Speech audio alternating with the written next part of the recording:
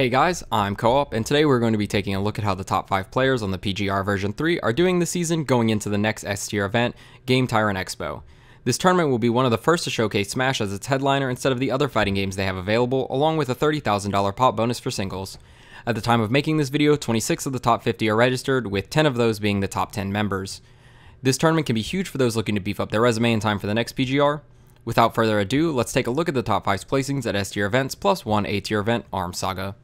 At the top of our list, we see who is undisputably still the best in the world, Zero. One could say he had a shaky start to the new PGR season, but he's back in proper form with his wins at the two most recent S-tier events, Shine and SCR Saga. MKLeo started off the season with one of his worst performances, losing to False and Mute Ace at EVO, who are not even ranked in the top 50. He returns back to form with the last 3 S-tier events showing his top 5 potential. Nairo's dip to 3rd on the most recent Panda Global ranking seemed to flip a switch, and we see him looking as impressive as ever, especially with one of the strongest runs in Smash 4 history at Super Smash Con, but we'll get to that later. He's actually the only person to place in top 8 of every S and A tier event he has attended. The Buzz showed dominance at the start of the season with a first place finish with 2 sets over 0 at Arms Saga, but his placings continue to dip downward to his worst placing, 33rd at Super Smash Con. With his absence to the past 2 S tier events, his performance at GTX will be one to follow to see how he has been keeping up. Lastly, we take a look at Ally's fall from grace. With a lackluster finish last season, Ally has his worst tournament placing at the first S-tier event of the season, losing to Chansu and MVD at EVO. He secured himself a top 8 this season with his 5th place at Shine, but GTX will be a make or break time for Ally, as this will be another prime opportunity to secure some crucial wins for himself. Next up, let's compare everyone's best showings this season.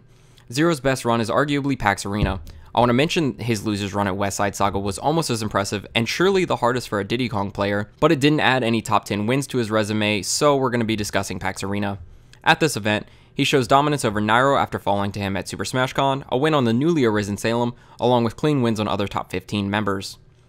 Sadly, MKLeo does not have any first place finishes at S or A tier events, but his run at SCR Saga is still incredible. Sporting wins over 2 of the 3 best Bayonettas, alongside strong wins on Ally, Larry, and Tweak. This shows MKLeo might not always perform his best, but when he does, he is still a top 3 threat. With what many agree to be the most impressive run in all of Smash 4 history, Nairo falls in pools to Rede, only to destroy the dreams of many top 15 players in the losers bracket of Super Smash Con. Running through the likes of Void, Tweak, Mr. R, and Komuro Kiri, Nairo sets himself up to deal with 2 of the strongest players in the game. After beating MKLeo in losers finals, he has to face off against the strongest opponent in Smash 4, Zero, who sits in winner's side of Grands. Using ZSS and Bowser, he completes the historic run with a gold medal finish. The Buzz's best finish is obviously his convincing first place at 2GG Arms Saga. While only dropping 1 set to 0 in Grands, he cleans it up with a 3-0 on the best player in the world. Besides double eliminating Zero, he claims wins on Komuro-Kiri, Renai, and Locus. While he only scored wins on 4 PGR ranked players, his wins on Zero alone add him to a small list of players to ever double eliminate Zero to win a tournament. Ally picks up his best performance just under halfway through the season at PAX Arena. With only losing to Zero in pools, he claims wins on Void, Tweak, and Larry. Once they move into the 10-person bracket, Ally collects a win on Anti before dropping to Nairo, gets another set on Void before being eliminated by Salem in a close 3-2 loss.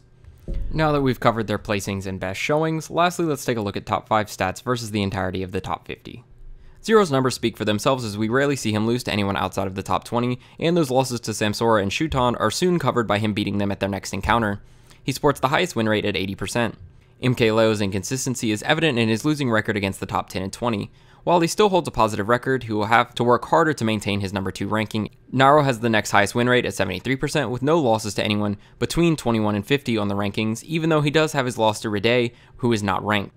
Next up, DeBuzz's lack of attendance shows with only 17 matches against other top 50 members. Regardless, he's one of the 2 players who can attest to have a positive record on number 1 ranked Zero, the only other player being Salem. It's interesting to have such a dominant record on the top 10, but for players between 11 and 20, he only has a 25% win rate. Attendance is what seemed to be hurting Buzz, as he isn't having a lot of wins to beef up his resume like we see in Zero and Nairo have when it comes to the top 20.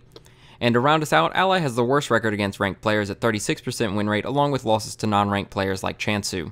GTX is going to be crucial for Ally and DeBuzz to secure the wins they need to hold their spots within the top 5. Will we see placings outside of the top 32 for either of them, or even MKLeo? Can Nairo show he has the ability to tap into his full potential and take another tournament over Zero? Or will it come down to what we all are used to seeing, Zero's utter dominance over the competition? Whatever your opinion is or whoever you're rooting for, GTX is going to be an event that will keep you glued to your computer seeing who's going to take home the $300,000 pop bonus. Thanks for watching guys, and I'll see y'all in the next video.